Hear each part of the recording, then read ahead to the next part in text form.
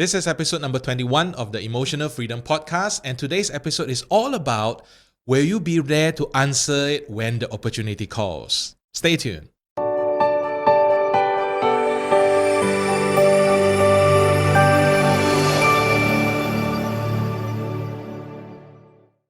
In yesterday's episode, I talked about the formula for luck, and it is a formula that was given by this Roman philosopher Seneca that goes like this.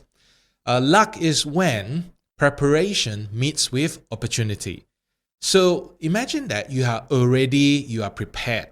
So that means that you have put in all the hours, you have prepared yourself, but there is another variable, and that variable is opportunity. So when opportunity comes, will you be there to answer it? And to really talk about it, right, I want to think back to the time when I don't know if you have ever experienced this. How many opportunities have you ever missed in your life? Now, I'm talking about things like it could be an investment opportunity. Now, I remember many years ago, my dad told me this. And that was when he was still a young man. He hasn't gotten married yet. Yeah? And that was like a long, long time ago in Kuching, Sarawak.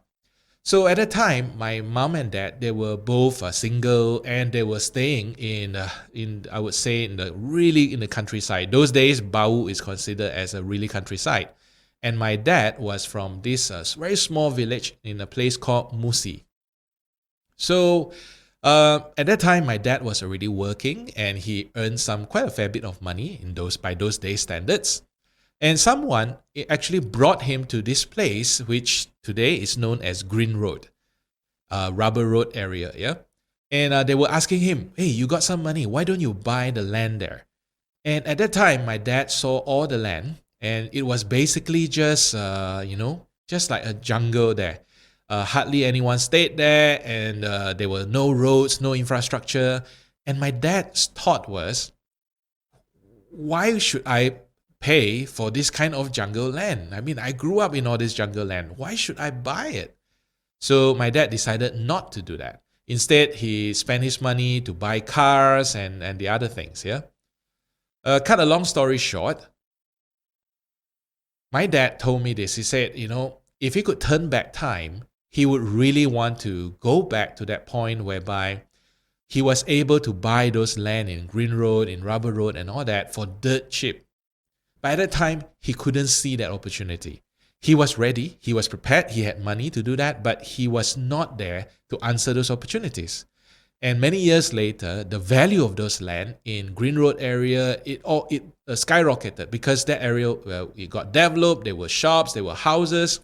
And my dad would always have this regret in him, and that was, if only he had bought those land, then he would have been a landlord, he would have been really, really rich. Now, the reason why I share with you the story is because I think many of us, we have actually allowed our own fear, our own insecurity to prevent us from getting the opportunities that would have been a good opportunity for us. Now, some examples.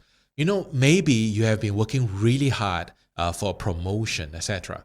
But the moment the boss tells you that, hey, there's an opening available, and why don't you go and apply for it? That's a promotion. But sometimes in your mind, you may begin to really question yourself.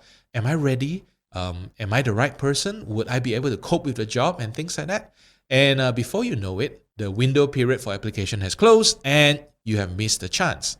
So I've seen a lot of examples like this, not just in my life, but in the life of those people who are around me as well.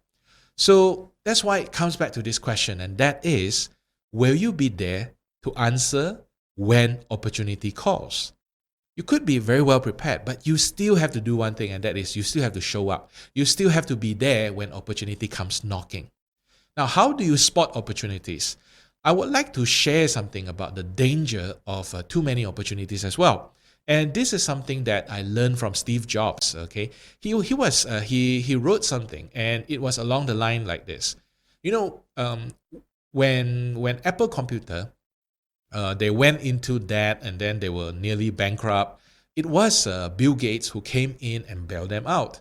And with that seed money that Bill Gates invested in Apple computers, Steve Jobs did the miraculous thing by turning it around with really, really, I would say, revolutionary inventions. Okay, but here's the thing. Steve Jobs said that there were so many opportunities that were presented to him, and all of them were really money-making opportunities. But he made the right choice, he said, and that was he did not jump into those opportunities because he felt that those opportunities were not in line with what he wanted to do with Apple. So you see, I've seen people in the insurance industry whereby they started off doing insurance, and before long, now they started to do MLM, multi-level marketing, or things like selling properties, selling land, etc. Eventually, they become so widespread, they spread themselves too thin to the point that they are not able to concentrate in any one field in particular. And it really affected their career, it affected their business. So one of the danger about opportunity is that opportunity abounds, especially nowadays in the day of the internet, of social media. All you have to do is just log onto the computer, log onto the internet, and you most likely be presented with various types of opportunities. And for those people who share with you their opportunities, come on, it will definitely be the best opportunities, right? So the danger then would be, how do you select what is the right opportunity for you? I will always say that, every opportunity could be a good opportunity, but they may not be the right fit for you. And if you pursue an opportunity that is not the right fit for you, you may actually suffer from burnout later because you don't enjoy it, or maybe it's what I call as a value trap. Now, a value trap basically means that something that looks so good on the outside, but the moment you step in, it's a totally different story. That's why I call it as a value trap. So I think let's get back to the basic fundamental, and that is ask yourself, what is it that is the most important thing to you? What do you stand for? What is it that is your value in life? And I think that if you stick to that value in life, then you will have this wisdom in you to discern between what is the right opportunity and what is a false opportunity. So may you have the wisdom to tell between the right and the false opportunity, as well as may you be ever ready when opportunity comes knocking on your door. I'll see you tomorrow.